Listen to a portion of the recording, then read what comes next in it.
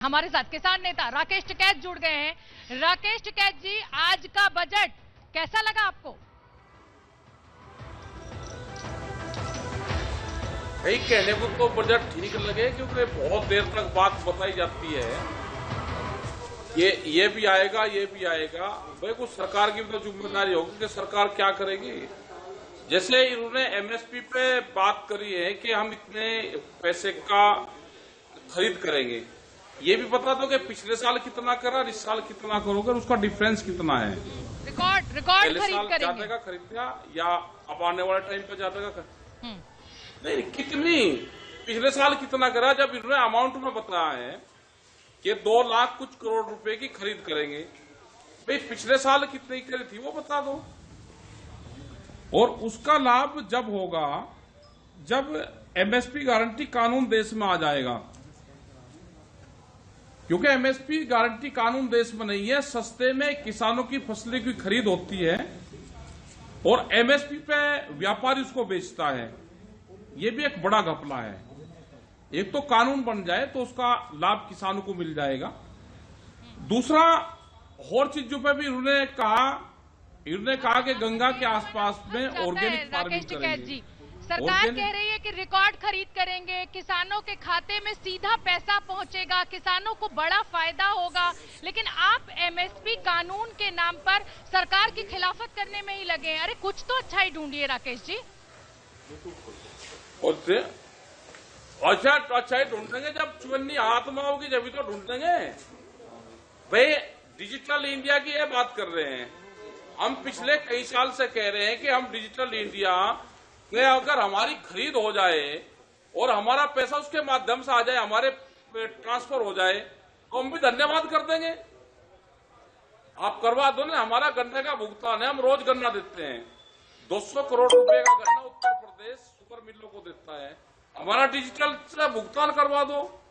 हमारा 11-11 महीने में भुगतान होता है। डिजिटल किसान पर तो लागू है नहीं। अब आप झूठ को आना चाहते हो तो भाई झूठ हम भी बोल देंगे। हमने 2 ही तो चीज कही कि कितने का पिछले साल भुगतान किया, इस साल कितने का खरीद करेंगे, यही तो कहा हमने इनको। हाँ, संसद में राकेश जी, संसद में वित्त मंत्री बजट पेश कर रही हैं और कह रही हैं कि हम रिकॉर्ड एमएसपी पर खरीद करेंगे, डायरेक्ट मनी ट्रांसफर जो है वो किसानों के खाते में होगा। तो इतना अविश्वास क्यों?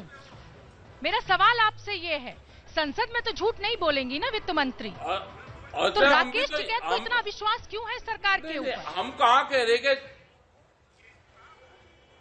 भाई डायरेक्ट जो वे कर रहे, हम तो कह रहे कि डायरेक्ट करवा दो। तो हमारा कल से ही शुरू करवा दो आप। चलो, जो गन्ना खरीद हो रहा है वो डायरेक्ट वो खरीद हो रहा है, आप करवा दो उसको डिजिटल के माध्यम से। मतलब हम तेल लेंगे, हम कार्ड से तेल ले लो, क्रेडिट कार्ड बनवा रखा है, पैसा तुरंत कट जाता है, फोन पे है, तुरंत पैसा ट्रांसफर इधर से उधर हो जाता है। लेकिन हमारे फसलों का इधर से उधर नहीं होने का क्यों? हमने सुझाव दिए थे इनको कि उनका एक बजट बनवाओ। आप बैंक में रखवा दो शुगर मिल का पैसा सरकार का। गन्ना गया, गन्ने का रेट, गन्ने की वैरायटी और गन्ने का जो रेट, वेट और क्वालिटी, 3 चीज होती है गन्ने में, वो गया शुगर मिल में तुला और उसके बाद में सीधा अकाउंट सेक्शन में जाएगा, वहां से पैसा उसके खाते में ट्रांसफर हो जाएगा। इतना ही तो काम है। या ये 11 महीने में जाकर होगा। यही तो कह रहे हम भी कि हमको भी डिजिटल कैंपेन से जुड़वा दो। और दूसरा जो हमने खरीद की बात करें, रिकॉर्ड खरीद की बात करी है, भाई जब अमाउंट कह रहे हैं कि हमने इतने क्या खरीद करेंगे, इतना पैसा हमने रखा, पिछले साल कितने की खरीद की वो बता दें। और जब तक एमएसपी पे गारंटी कानून नहीं बनेगा, जब तक खरीद का कोई सिस्टम नहीं बन पाएगा, क्योंकि सस्ते में व्यापारी खरीदता है, महंगे में बेचता है एमएसपी पे। चलिए ठीक है, आगे आगे बढ़ूंगी। एमएसपी कानून तो आपकी पुरानी मांग है, अब अगर मैंने उस पर चर्चा शुरू की तो वो बहुत दूर तक चली जाएगी। मेरा सवाल आपसे यह है कि मोटा अनाज वर्ष घोषित करने की भी बात इस बजट में की गई है, इससे तो खुश है ना आप कि इसमें भी कुछ कमी? ठीक है, मोटा अनाज वर्ष घोषित करिए।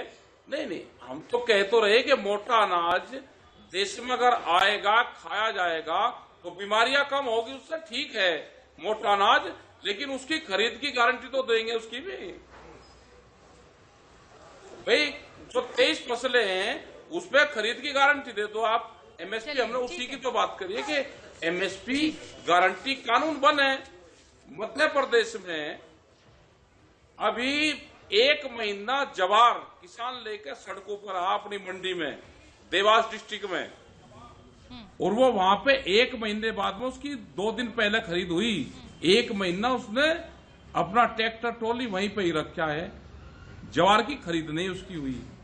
यही हाल अभी उत्तर प्रदेश में, चलिए इलाहाबाद, प्रयागराज। राकेश टिकैत जी, बहुत बहुत धन्यवाद। आप खुश नहीं है इस बजट से, लेकिन मेरे पास वक्त इतना ही है। बहुत बहुत धन्यवाद, आपने एबीपी न्यूज के लिए समय निकाला।